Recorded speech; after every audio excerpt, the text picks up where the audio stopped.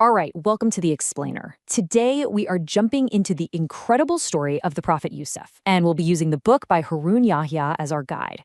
It's this amazing narrative full of dreams, betrayal, and these unbelievable reversals of fortune, all of which, the book argues, are part of a very detailed, very specific divine plan. Right from the start, the source tells us to pay close attention. This isn't just some story from long ago. It's packed with lessons or signs for anyone who's actually looking for them. It's really asking us to think about things like patience, trust, and how things on the surface aren't always what they seem. So, where does this whole epic journey kick off? Well, according to the book, it all starts when Yusuf is just a boy. He has this incredibly powerful dream, and he goes to share it with his father, the Prophet Yaqub. And this dream, well, it sets everything in motion. Now, think about that vision for a second. It's so vivid. 11 stars, the sun, and the moon all bowing down to him. The text makes it clear this wasn't just a random dream. It's a straight-up prophecy, a sign that he was being chosen for something very, very important. And this, right here, shows you just how wise his father was. Yaqub gets it immediately. He understands the dream's meaning, but he also understands the danger. He knows his other sons, he knows what they're capable of. And he warns Yusuf, because he can already see how envy could twist this into something terrible. And just like his father predicted, that fear becomes a reality.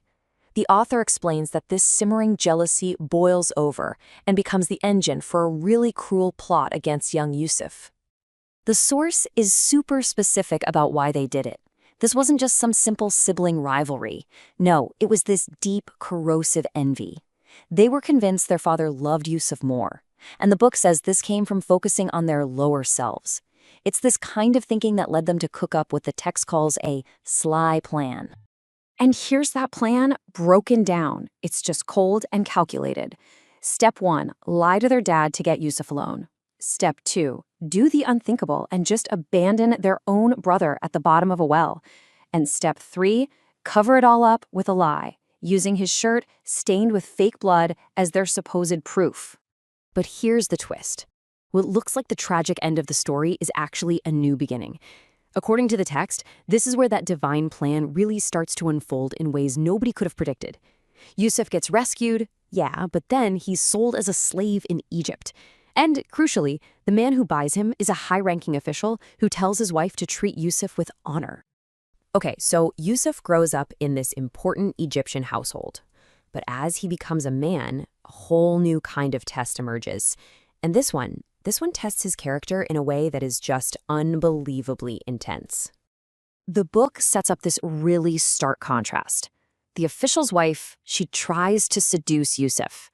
His response is immediate. He turns to Allah and literally runs for the door, refusing to betray the man who took him in. Her response to being rejected, a flat-out malicious lie. She completely flips the story and accuses him of doing the very thing she was trying to do. And get this, there was actual proof he was innocent. His shirt was torn, but from the back. That's clear evidence that he was running away from her, not attacking her. And yet the author describes how even after this is pointed out, she later just doubles down and threatens him all over again in front of a group of other women. So here's the crucial moment. He's facing all this pressure to do something wrong, and Yusuf makes a choice. The text highlights his prayer, which is just this powerful testament to his faith. He basically says, I would rather be in prison than do what they're asking me to do. It's an incredible statement of his principles. And unbelievably, that's what happens. Even with solid proof on his side, the people in charge decide to lock him up anyway. The author points to this as a sign of how the world worked then, where power and influence mattered more than truth, and an innocent man could just be thrown in a dungeon. But here's the thing. According to the source, that prison cell isn't the end of the line for him, not even close. In fact, it becomes the very stage for the most dramatic turn in his entire life. It's all a lesson in patience. So years pass. Yusuf is just in prison. Then the king of Egypt has this bizarre, disturbing dream that none of his wise men can figure out. And that's when it happens. One of Yusuf's old cellmates, who now works for the king, suddenly remembers the guy he knew in prison who could interpret dreams. And Yusuf doesn't just explain the dream. He gives them a full-blown solution. The text shows him laying out a whole economic plan. You're going to have 7 amazing years of harvest, so you need to save everything you can to survive the 7 years of terrible famine that will come right after. This isn't just telling fortunes. This is practical, life-saving wisdom. So just think about this for a second. For years, he was a nobody, a forgotten prisoner, locked away because of a lie, his life seemingly going nowhere.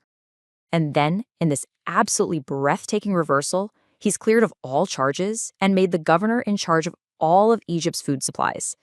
The text presents this as the ultimate proof of the divine plan. What looked like total ruin was actually just preparation.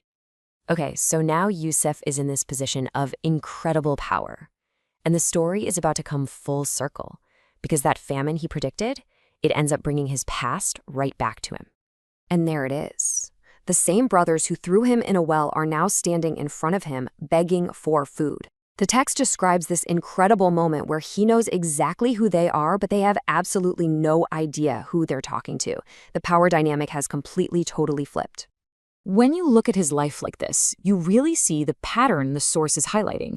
Each of these awful stages, slavery, prison, they're not presented as random tragedies. No, each one was a deliberate step, a test of his faith, all part of this huge, overarching divine story.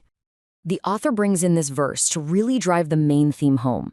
Every single hardship was a piece of the puzzle. According to this telling, if you stick to what's right and you're patient, you will be rewarded in the end. He was established in the land, just like his dreams said he would be. And that brings our explainer to a close. We've walked through this source's version of Yusuf's life, a journey from the absolute bottom to the very top. And it leaves us with this one big, provocative question to chew on.